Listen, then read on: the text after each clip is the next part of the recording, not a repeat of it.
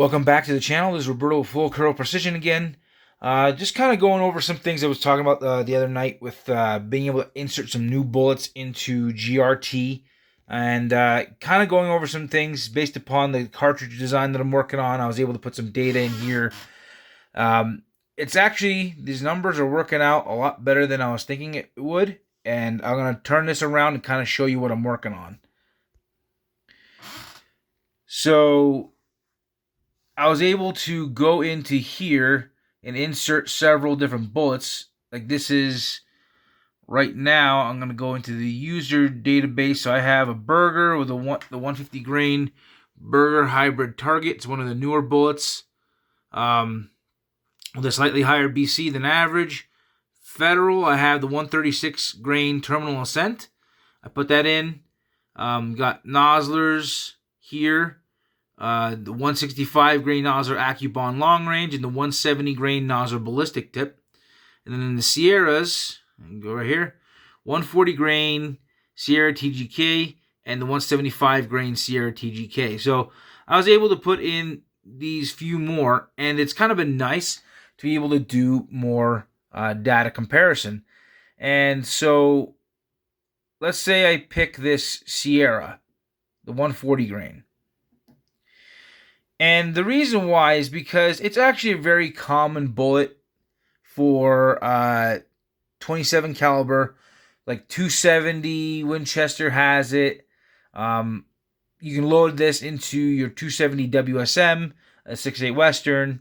You know, there's options here. So I've been kind of going through it, and I decided to do this based upon a 24-inch barrel. But I'm going to go back and forth. So what I'm going to do is find a powder. So Ramshot Hunter works really good with this weight grain bullet. So if I adjust this a little bit, we're going to go to 63.2. See what that does. Still a little high. So we're going to go to 63 even. So while 63 even is pushing pressures, there's a good potential out of a 24-inch barrel to be able to drive a 140 grain bullet at 3140 feet per second. That's actually moving along quite well. So, but realistically, let's turn that down a little bit. We're going to go with 62.5. So we have a little bit more leeway. It still gives us quite a bit of pressure. 62.5. But look at that. You're still over 3100 feet per second. That's really good. So let's say I were to shorten that to a 22-inch barrel. There you go, 3044. So again, mind you, these numbers are based upon sea level and, you know, a standard 6 grooving barrel. I like to use 5 groove because they're a little bit faster. And so at my elevation, I'm at like roughly 5,000 feet, like 5,000 to 5,100. So I should be getting considerably faster. I may even be seeing numbers exceeding 3,100.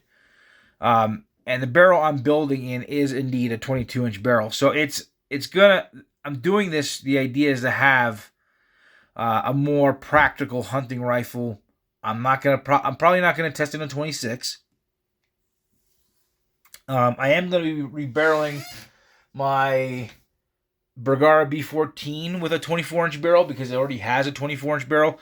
So I want to be able to test in 22-inch and 24-inch and give data, actual data with a chronograph, so you guys have data that you can go on that's reliable.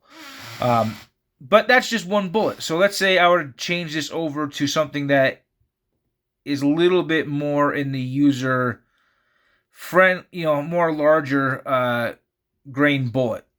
So here's a really good bullet because, again, I'm building this to be more flexible than your standard 270 or 270 WSM. So if I were to stick with the Ramshot Hunter with this bullet, it wouldn't be the most ideal because, I mean, look at that pressure spike. And even if I were to try to tame this down a little bit, let's go to the 55 grain. That's a little too low. Let's say we go to 60.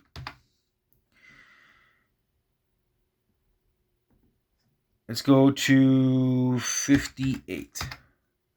A little bit more. That's a little bit. Okay, so 59. What do we got? So that really isn't the ideal burn powder for this, using the Ramshot Hunter. Even though we're getting 93.6% fill and 100% burn propellant, it's not really getting the ideal velocities out of this. So a more ideal powder would be something like an IMR 7828 SSC. And I will turn this up a little bit here. We're going to go with 62. We're going to go, there you go, 62.5. So pushing it, there you go. Look at that. A 165 grain Nosler AccuBond long range. Your G1 is a 0.62 and your G7 is 0.312. That's a really good BC. You're pushing it 2870 feet per second out of a 22-inch barrel. That's really good. So what happens, let's say I swap that over and go to a 24. So out of a 24-inch barrel, that weight of a bullet, we can drive this roughly 2940 feet per second. Here's what's crazy. Out of my rifle right now, my Bergara B14 Ridge, with a 150 grain bullet out of a 24-inch barrel, I'm getting velocities like that. 2940 to 2950 feet per second. So that's kind of the cool part of being able to create this new cartridge and seed it out much further than a standard 270, because it allows you to have better powder capacity and just be able to seed out these larger, heavier bullets. Because check this out. Load ratio, 97.3%.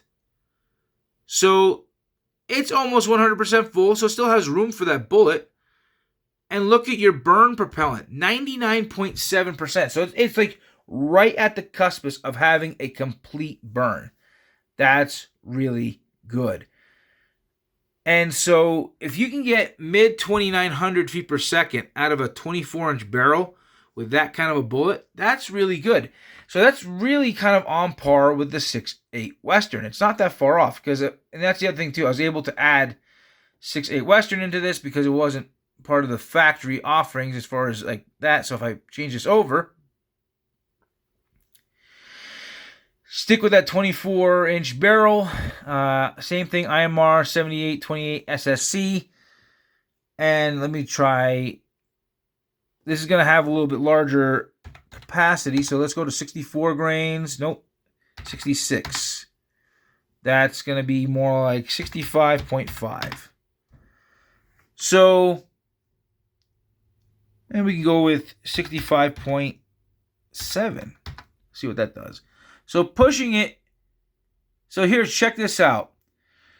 So pushing it to red line, which is, again, 65,000 PSI, with 65.7 grains. I mean, you're pushing it right at line.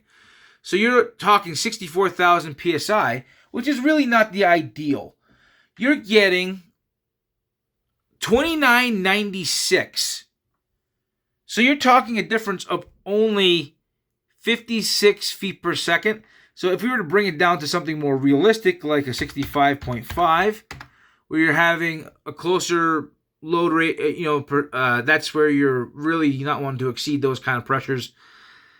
I mean, here's the thing, 2986. So you're talking a difference of about 46 feet per second in safer operation pressures with the same weight bullets.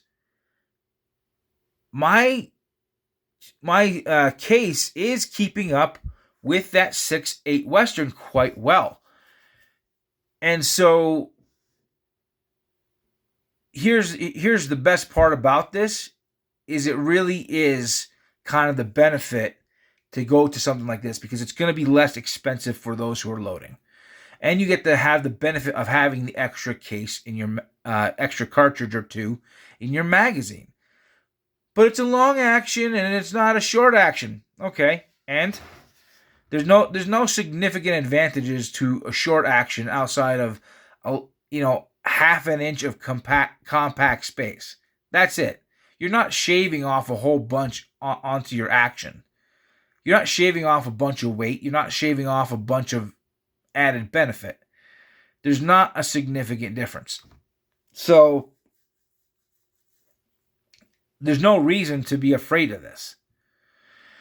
The other thing too is if you're really worried about that, there are other options. But the thing is, if you're trying to get performance like a 6.8 Western, but have it be less expensive and have the extra case capacity and definitely just be easier to build a rifle on,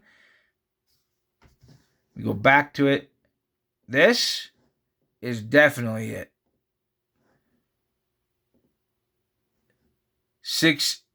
The 27 ibex. That's mine. That's my cartridge. So here it is. So if I peel it back a little bit, and I go back down to that 63. Okay, not quite 63. So 62.5. We're going to make this 62.3. Let's see what that does. So yeah, I'm still not terribly... If I keep it right around 63,000 PSI, that still gives you 29.28. If I go to that 62.5, right at that 64,000 mark, you're still getting 29.39. So you're still pushing it, and you're in the same wheelhouse as the 6.8 Western. Because here's the other side of it too. Like I brought up with user database. Let's go with the 175 grains. Okay, peel it back. You're gonna have, let's say, 60.5. Nope. 60.2. All right. So right around that 63,000 PSI mark, I'm still pushing it 2841 feet per second out of a 24-inch barrel. If I do it out of a 22-inch barrel, I'm getting 2775. There's the gunsmith that I'm working with right now, that's what he's getting out of I think it's a 24-inch barrel with his 6.8 Western with those 175s. So I'm right up in there with his 6.8 Western. And so if I were to swap that over again, let's go over here again, 6.8 Western, same bullet, same powder type, and we were to stick with the same barrel length. So 2775 is what I was getting with a 22-inch barrel. Let's see what I can get with this. So we're going to go with 63 grains. 63.5. So 28.38. So, it is a hair bit faster, but not by a whole lot. And again, you're spending way more money on it. And so let's see, we pull that back to 63.2 because I'm over this. Here you go. No, 63.3. There we go. Right around that 63,000 PSI mark. 28.28. So again, you're talking a difference of only 50 feet per second. It's not significant. So while and we go to 24-inch barrel, 28.94. So you're talking a difference again of about 50 feet per second. It's not significant. So if you want something that's going to recoil closer to that of your standard 270, 30-06, 280 Remington, 280 Ackley, hold the extra cartridge or two, and be way less expensive as far as your overall ammunition, yeah, it's not the 6.8 Western that you want. It's mine. So, yeah, there's a reason why I'm going over this as much as I am. Because I'm trying to prove the point that you can have a very good build and have it be more affordable than your 6.8 Western and get 6.8 Western type performance. So that's all I have for tonight. I appreciate all the support to those who follow the channel. Please like, subscribe, share, comment, and we'll talk to you again.